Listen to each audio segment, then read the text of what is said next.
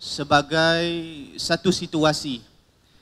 Dr. Mia di Pulau Pinang ni, saya ni adalah duk buat kuliah sikit-sikit. Dan saya pernah jumpa satu orang Pak Long ni, doktor. Bila saya jumpa satu orang Pak Long ni dia ni orang kaya. Kereta dia banyak biji, rumah dia bertingkat-tingkat, naik kereta Mercedes mai masjid. Satu hari saya jumpa dengan Pak Long ni, doktor, saya tanya, Pak Long ni duk nampak rupa orang kaya, Pak Long ni bayar zakat tak? Dia kata, oh Ustaz, jangan buat main zakat ni. Jangan buat main, Pak Long bayar punya zakat ni, tidak tak Islam. Ni jawab dia. Saya tanya pula, doktor, Pak Long bayar kat siapa zakat ni? Jawab dia, Pak Long bayar dekat asnaf terus lah, senang. Tengok depan mata ni rasa puas. Dia pun ayat macam tu. Jadi persoalannya di sini, doktor, apakah hukum yang dilandaskan daripada Al-Quran dan Sunnah Nabi SAW berkenaan dengan kita ni bayar terus zakat kepada amil yang bertauliah berbanding kita bayar terus kepada asnaf dan kita bayar terus kepada amil yang tidak ada tauliah? Apakah hukumnya? Falyatafaddal ma'jurah.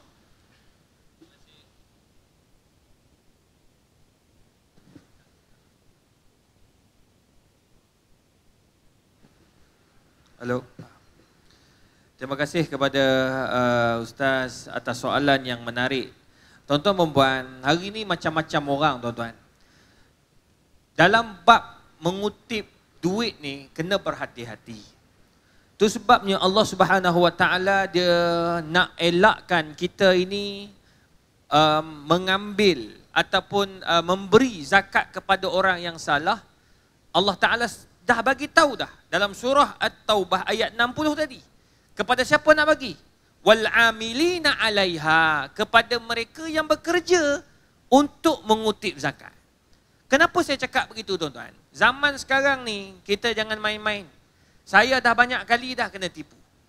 Kena tipu ni bukan main, bukan kecil punya hal, tuan-tuan. Kami ni kalau pergi ceramah, semalam saya di Terengganu hampir dekat 2000 orang. Saya pergi Kelantan, tuan-tuan, penuh masjid. Pulau Pinang ni pun baru ni dekat dalam pulau. Saya pun tak tahu, tak ingat dah masjid apa. Tapi penuh, tuan-tuan.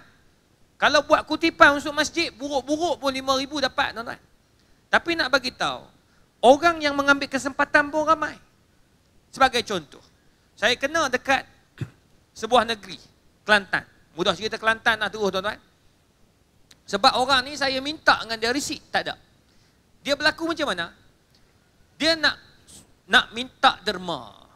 Derma untuk pelajar-pelajar Kelantan di Mesir. Jadi masa saya pergi, saya ceramah dekat satu masjid negeri. Allahu Rabbi, ramai, tuan-tuan. Malam tu, jadi kutipan malam tu saja dekat RM13,000. Malam tu saja. Sebab dia kata ni untuk pelajar Malaysia dekat Mesir, anggaplah itu zakat, angkat.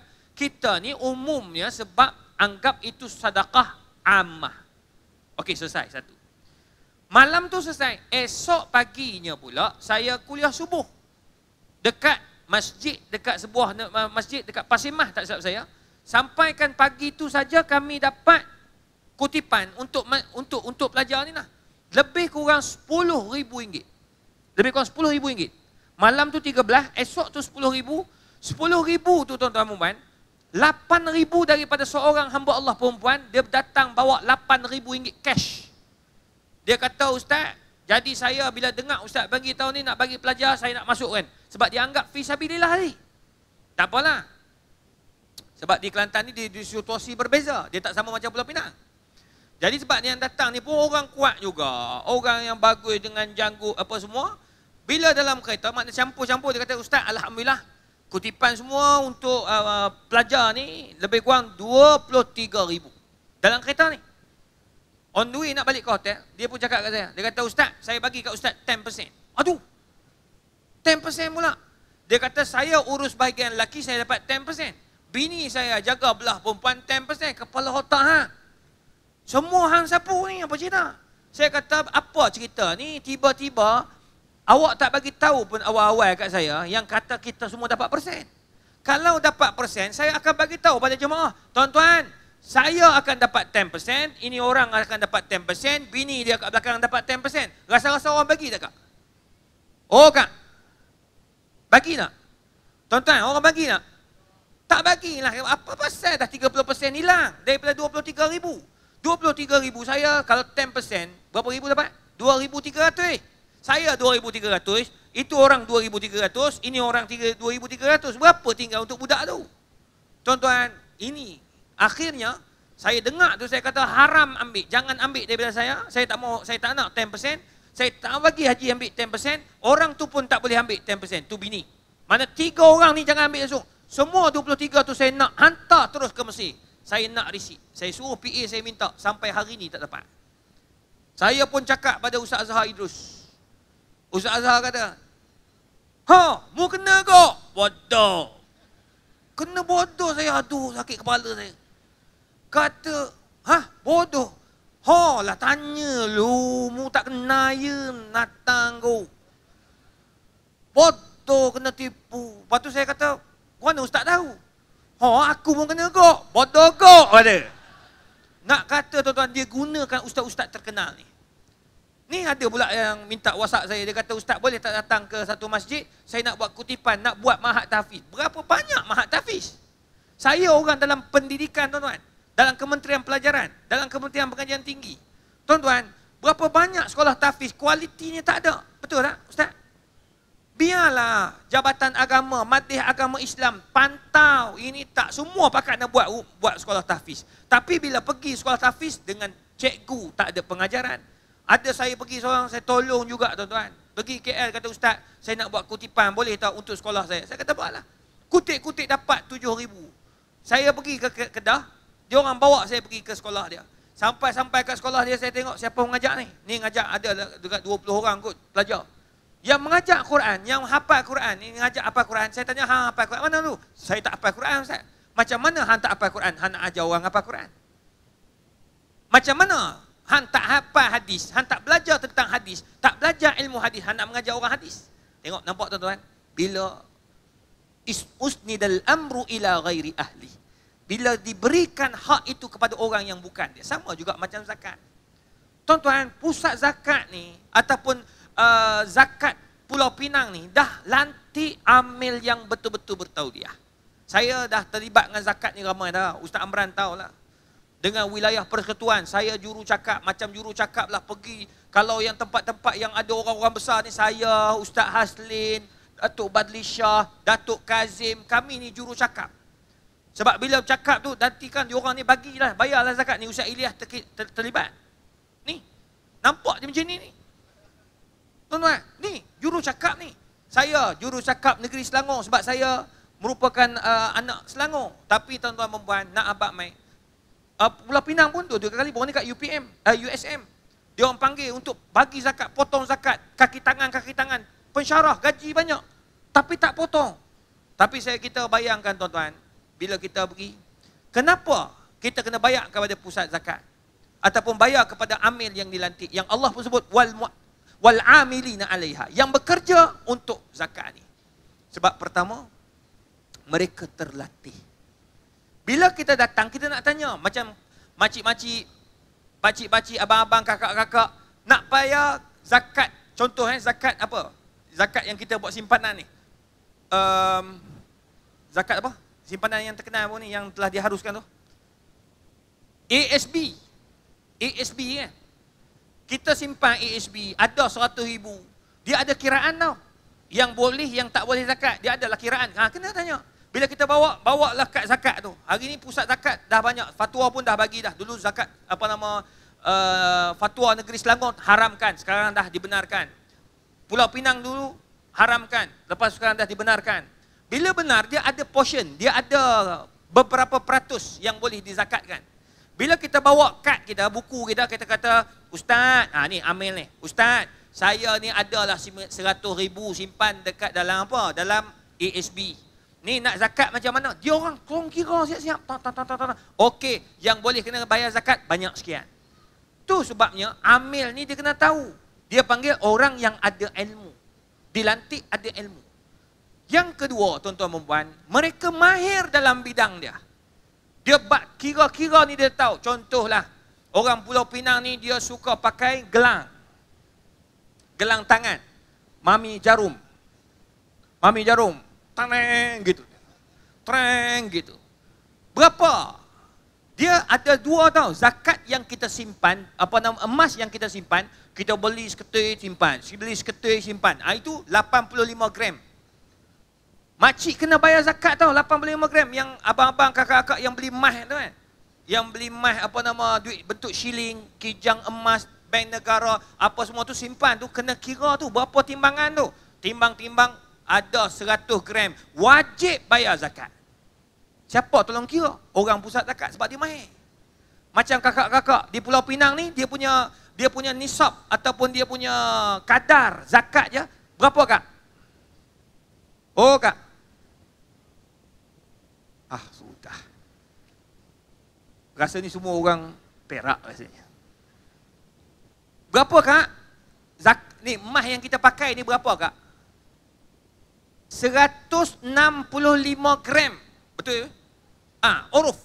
Urufnya 165 gram. Maksudnya kalau kita ada 165 gram, bawa lah jumpa pusat zakat. Tengoklah, bincang, tengok. Mana tahu boleh sembang-sembang tak bayar zakat lagi. Kalau di Kuala Lumpur, dengan Selangor, 800 gram. Lagi tinggi. Tapi nak bagi tahu tuan-tuan dan puan, dia kena tahu. Kalau tidak, kata Nabi SAW, emas yang kamu simpan tak dizakatkan di akhirat, ia akan menjadi laknat kepada kita. Wa'iyadzubillah. Akan jadi laknat kepada kita. Tu sebab bayar. Jangan main-main. Di zakat, simpanan. Ustaz, ada simpanan.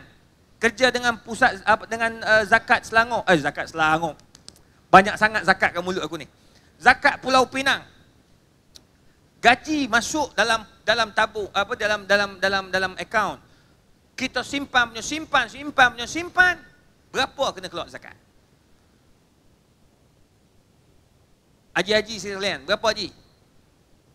Dalam akaun, simpan dalam akaun, dalam bank Islam, dalam Maybank, dalam apa nama, Agrobank, tak kira lah bank apa pun. Ini bukan saham tau, ni simpanan tau.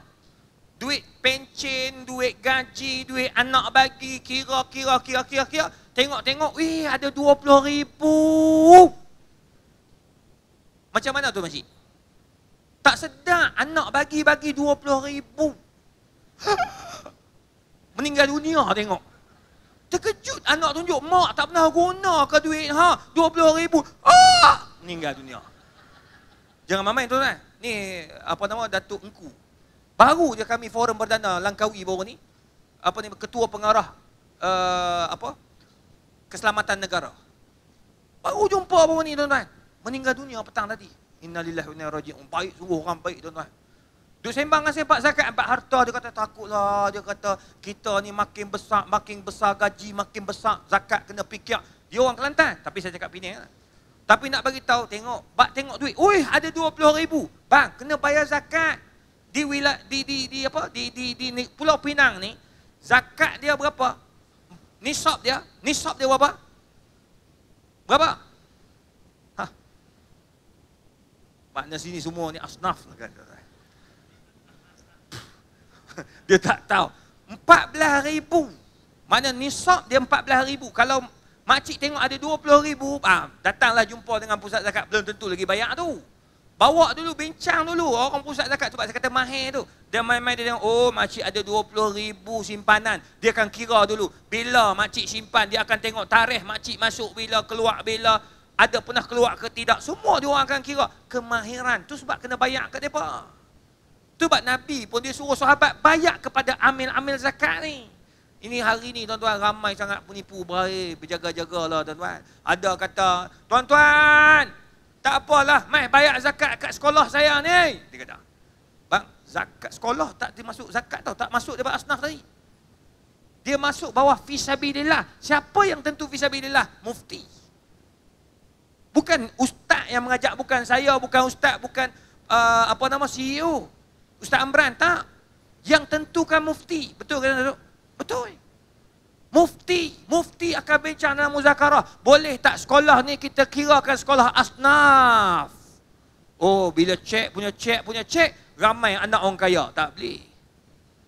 cek punya cek, tak boleh ni ada orang sponsor. Tak boleh. Dia kena tengok satu persatu, tuan-tuan. Itu sebabnya jangan mudah nak bagi. Ada orang sampai kadang-kadang pakcik, bila lagi nak zakat tu emas yang ada tu tak payah zakat. Bagi semua dalam tabung. Habis. Sedangkan kita boleh pakai. Jangan ingat sampai pikir sampai peringkat macam tu, tuan-tuan. Itu dipanggil wakaf. Wakaf ni lain pula. Nak wakaf, mesti kena tahu apa yang akan digunakan wakaf tersebut. Saya takut kita wakaf, kita bagi duit kepada sekolah-sekolah yang tidak berdaftar ini ataupun yang tidak dipantau, akan menyebabkan kita tersalah bagi. Bila tersalah bagi, kata Imam Syafi'i ini, semua dalam dewan ni kebanyakannya semua mazhab Syafi'i. Kalau awak salah bagi zakat, awak bagi sendiri, awak bagi melalui orang yang tak betul, tuan-tuan, zakat yang awak bagi itu salah, maka Imam Syafi'i menganggap itu adalah sedekah ammah. Sedekah ammah ni macam mana? Tak dikira zakat.